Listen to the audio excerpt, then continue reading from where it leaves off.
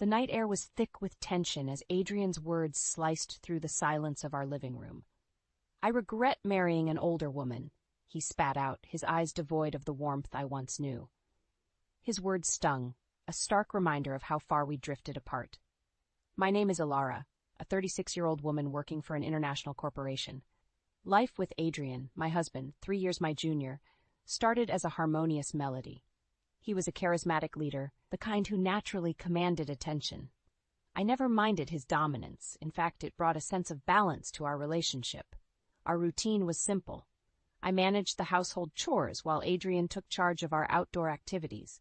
It was a dynamic that worked, until the day my father fell seriously ill. I still remember the frantic call from my mother, her voice trembling, telling me about my father's worsening condition. I rushed to the hospital, only to find that I was too late. The grief was overwhelming, a void that seemed to consume everything, including my marriage. Adrian's lack of empathy during that time was the first crack in our once solid foundation. He didn't come to the hospital, citing urgent work commitments. I tried to understand, to justify his absence, but deep down, I knew something was amiss. As I navigated through the pain of losing my father, Adrian's support was conspicuously absent. His true colors began to show, his once endearing confidence turning into unbearable arrogance. Our conversations, once filled with laughter and dreams, now echoed with arguments and bitter words. "Alara, can't you see I'm under a lot of pressure at work?" Adrian would often say, dismissing my attempts to discuss our strained relationship. I tried to hold on, believing that this was just a phase, a hurdle we could overcome.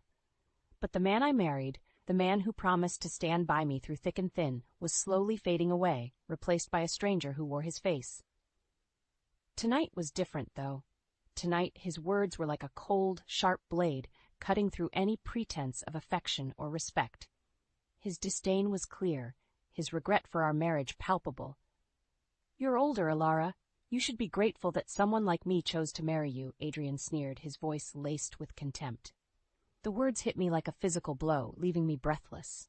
The realization dawned on me, harsh and unyielding.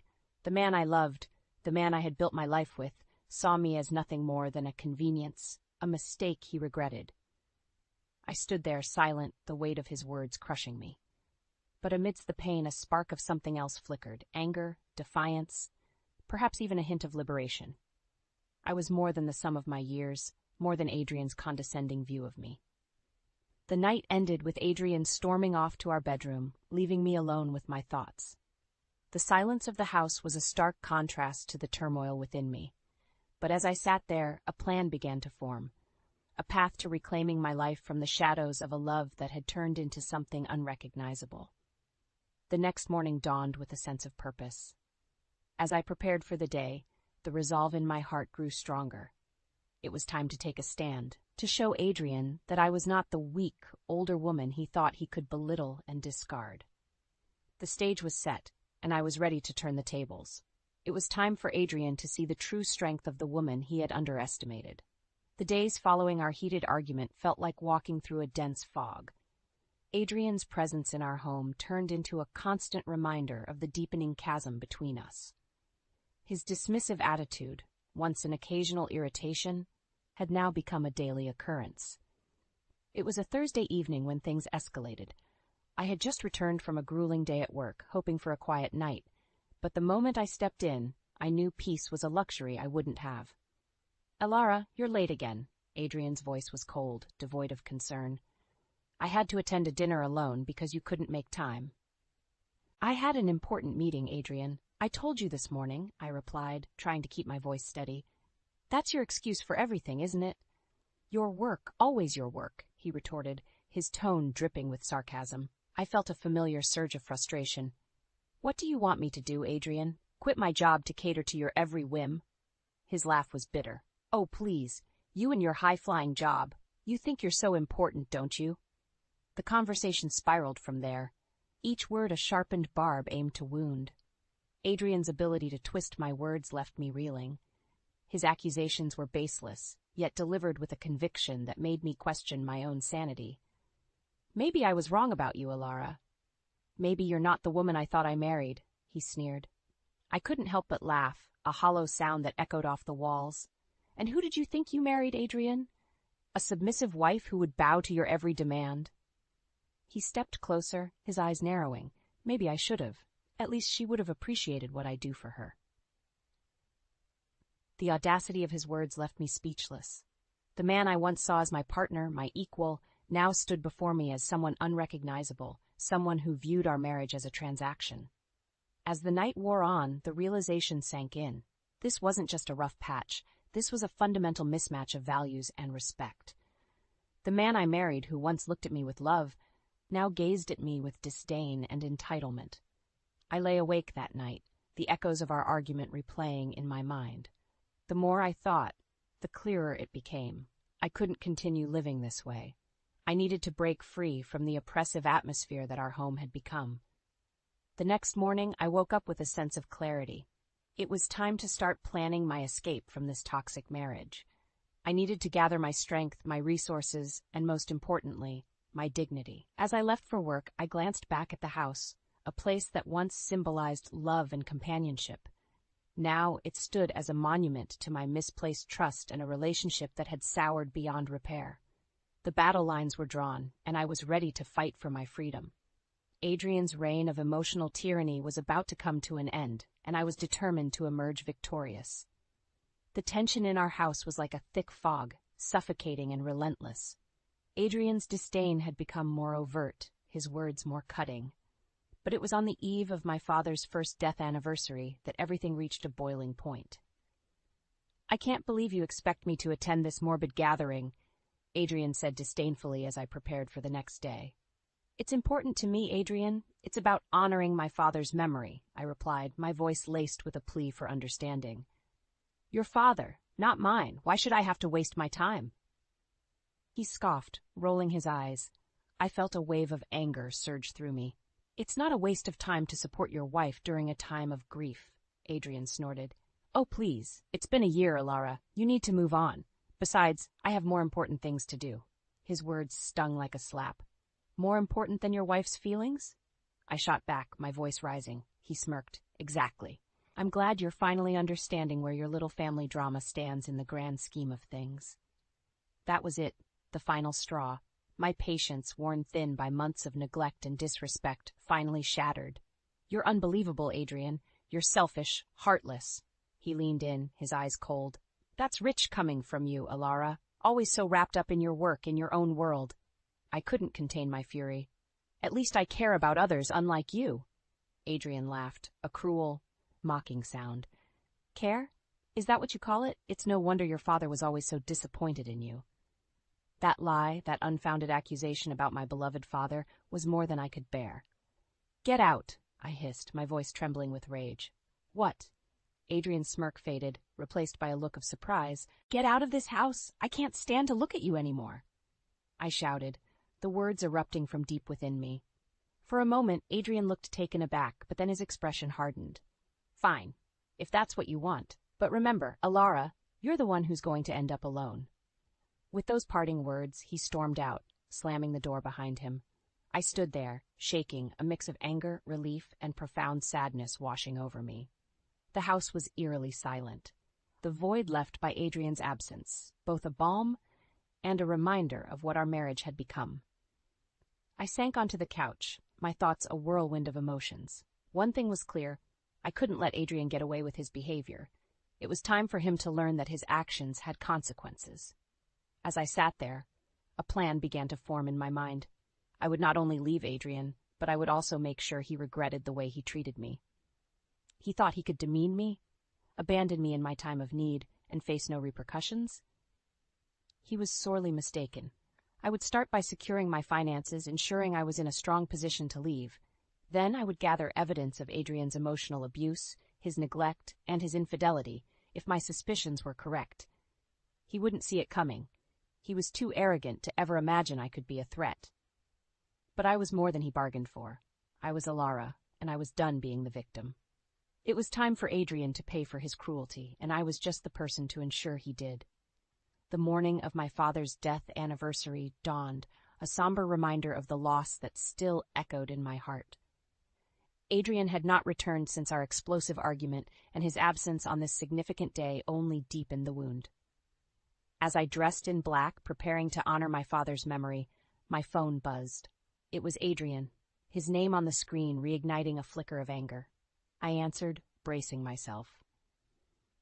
Alara, I've decided I won't be attending the memorial today. Adrian's voice was casual, almost indifferent. You decided? It's my father's anniversary, Adrian. I couldn't keep the hurt out of my voice. Yeah, well, I have a golf game with some clients. It's important for my career, he replied nonchalantly. I felt a bitter laugh escape my lips. Your career? Is that all you ever think about? What's that supposed to mean? You're one to talk about obsession with work, he retorted. This isn't about work, Adrian. This is about being there for your wife when she needs you, I shot back, my voice trembling with emotion. Adrian sighed audibly. Look, Alara, we both know you're capable of handling this on your own. You always do. That's not the point, I exclaimed, feeling a surge of frustration. Whatever, Alara, I don't have time for this. I need to get ready, he said, dismissive as ever. The call ended abruptly, leaving me standing in silence, the weight of his absence heavier than ever. It was in that moment, surrounded by the cold walls of our home, that I realized Adrian would never change. He was a man consumed by his own needs, incapable of empathy or support. As I made my way to the memorial service, memories of my father flooded my mind. He had always been my pillar of strength, a guiding light through my darkest days. Now, in his absence, I found myself facing one of my greatest challenges alone. Throughout the service, I put on a brave face, but inside I was seething with a mix of grief and anger. Adrian's blatant disregard for my feelings was a betrayal I couldn't forgive. He had promised to be my partner, to stand by me in good times and bad. Yet here I was, mourning alone, while he played golf. The ride home was a blur, my mind racing with thoughts of revenge. Adrian had pushed me too far, and it was time he faced the consequences of his selfishness. I began to lay the groundwork for my plan. First, I would secure my financial independence, ensuring I had the resources to leave Adrian for good. Then, I would gather evidence of his neglect and emotional abuse, building a case that would leave him with nothing. As I walked through the door of our now loveless home, I felt a newfound sense of determination.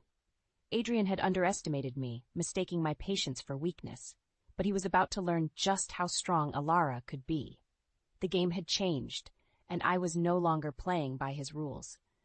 It was time for Adrian to face the music, and I would be the one conducting the orchestra.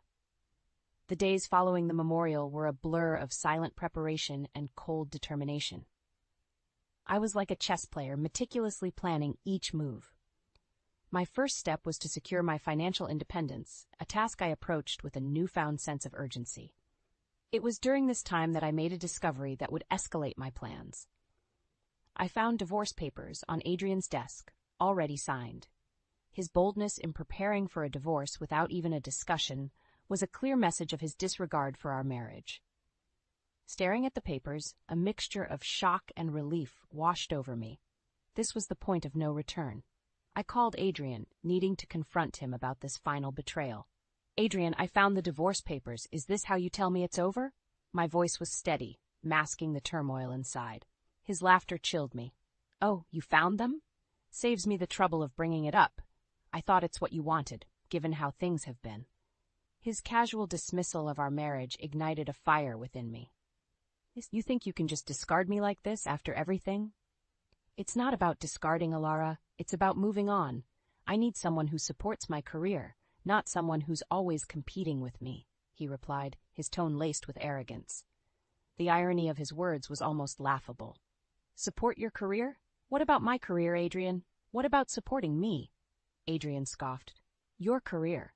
Please, Alara, it's always been about you and your achievements. I'm tired of being in your shadow. His words stung, but I refused to let him see my pain. You're delusional, Adrian. You've always been the one in the spotlight. I was just the one behind you, cleaning up your messes. There was a pause, and then Adrian's voice turned cold. Well, Alara, if you're not happy with the divorce, feel free to contest it. But I'm done here. I need a fresh start, with someone who appreciates me. The call ended, leaving me standing in a room filled with memories of a love that had turned sour. But amidst the heartache, there was a sense of liberation. Adrian had shown his true colors, and now it was time for me to paint a new picture of my life. one where he had no place. I would take the divorce papers to the family court, but not before ensuring I had everything in place to leave Adrian with nothing but his arrogance. He thought he could control me, break me down, but he was about to learn that Alara was not a woman to be underestimated. The revenge I planned was not just for me, but for every moment of neglect, every insult, every time he made me feel unworthy. Adrian would regret the day he underestimated the strength of the woman he married. As I set my plan into motion, a sense of empowerment enveloped me. I was no longer the passive wife, bending to Adrian's will. I was a force to be reckoned with, and my storm was just beginning. The days that followed were a whirlwind of activity. I meticulously gathered evidence of Adrian's neglect and emotional abuse, documenting each instance with precision. It was a grim task, but necessary for the battle ahead. As I prepared for my next move, fate intervened in an unexpected way. I learned through mutual acquaintances that Adrian's career was faltering. His overconfidence had led to several critical mistakes at work, and his reputation was suffering. This news, though not surprising, gave me an added edge. Adrian's world was starting to crumble, and I was ready to give it the final push. Then came the day of reckoning. I confronted Adrian one last time, armed with the evidence I had gathered and a steely resolve. "Adrian, we need to talk," I said, my voice calm but firm as he walked through the door. He glanced at me, annoyance flickering in his eyes. "What now, Alara? I'm tired and not in the mood for another one of your lectures." "It's not a lecture. It's about the divorce," I replied, holding up the papers. He smirked. "Finally ready to sign them? Decided to give up?" I met his gaze, unwavering. "No, Adrian, I'm not giving up. I'm fighting back." Confusion replaced his smug expression. "What are you talking about?" "I've gathered evidence, Adrian, evidence of all the times you neglected me, emotionally abused me. I've documented everything, and I know about your failing career." Adrian's face turned pale, his facade cracking. "You wouldn't dare. You think anyone will believe you?" "They will when they see the evidence. And let's not forget your tarnished reputation at work. How do you think that will play out in court?" I countered. For the first time I saw fear in Adrian's eyes. He had underestimated me, thinking I would quietly retreat. But I was no longer the woman he thought he could control.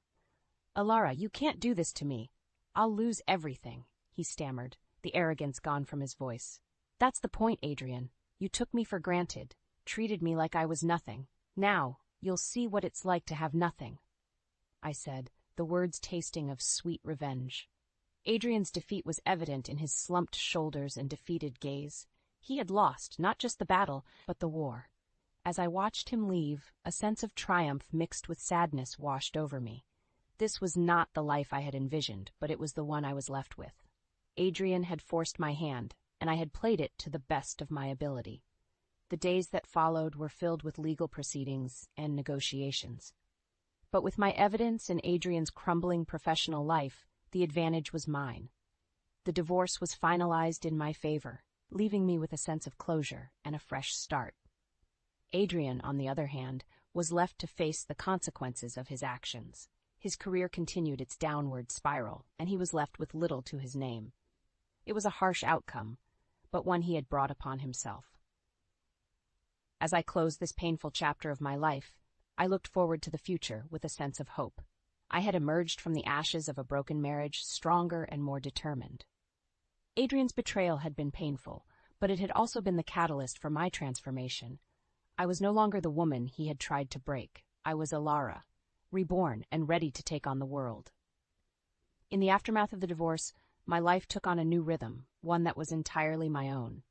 The shadow of Adrian's presence had dissipated, leaving me with a newfound sense of freedom. I embraced this change, allowing it to reshape my world. It was during this period of transformation that an opportunity arose, an offer to work at our company's overseas headquarters. It was the kind of opportunity I had dreamed of, but had previously set aside for the sake of my marriage. Now nothing held me back. As I prepared for this new chapter, Adrian reached out, his voice a mixture of desperation and false contrition. "Alara, can we talk? I've been thinking maybe we rushed into this divorce." I couldn't help but feel a bitter satisfaction at his words. "Rushed, Adrian? After everything you've done? After everything you said?" He hesitated, then continued. I know I made mistakes, but we can start over. I've changed. The claim was laughable. Changed? Adrian, you only reach out now because you've seen the consequences of your actions. You haven't changed. You're just scared of being alone. His voice cracked, a sign of his crumbling facade. Alara, please? I need you. I've lost my job, my reputation. I have nothing. The irony of his plea was not lost on me. You need me, or do you need someone to fall back on? I'm not your safety net, Adrian. I'm moving on to a better life, a life I put on hold for you. There was silence on the other end, and then a defeated sigh. So this is really it, then? Yes, Adrian. This is it. Goodbye. I ended the call, a final full stop to our conversation and to our relationship. As I boarded the plane to my new destination, I couldn't help but reflect on the journey I had undertaken. From a woman who had loved and trusted to one betrayed and belittled, and now to a woman reborn with strength and independence. The flight was long, but it gave me time to contemplate. I thought about my father, how he had always encouraged me to pursue my dreams. In a way, this move was a tribute to him, a realization of the aspirations he had always supported. Upon arrival, the new environment was a breath of fresh air. The culture, the people, the work, it was all invigorating. I threw myself into my new role with a passion I hadn't felt in years. My colleagues were welcoming, and I quickly established myself as a valuable member of the team. News from back home trickled in. Adrian's life continued its downward spiral, a path he had chosen through his actions. There was no joy in his misfortune, only a stark reminder of the consequences of selfishness and arrogance. As I settled into my new life, I found a sense of peace that had been missing for years. The scars of the past remained, but they were no longer painful. They were reminders of what I had overcome, symbols of my resilience. I occasionally thought of Adrian, wondering if he ever realized the full extent of his mistakes. But those thoughts were fleeting, mere echoes of a past life. My days were filled with new challenges and adventures. I explored my new city, made new friends, and even began to dabble in hobbies I had long neglected. Life was vibrant, full of possibilities. As I looked out at the city skyline one evening, a sense of contentment washed over me. I had faced adversity, fought for my dignity, and emerged victorious. I was Alara, no longer defined by the shadows of a failed marriage, but by the bright promise of a future I had reclaimed. This was not just a new chapter, it was a whole new book. And I was the author, ready to write a story of success, happiness, and true fulfillment.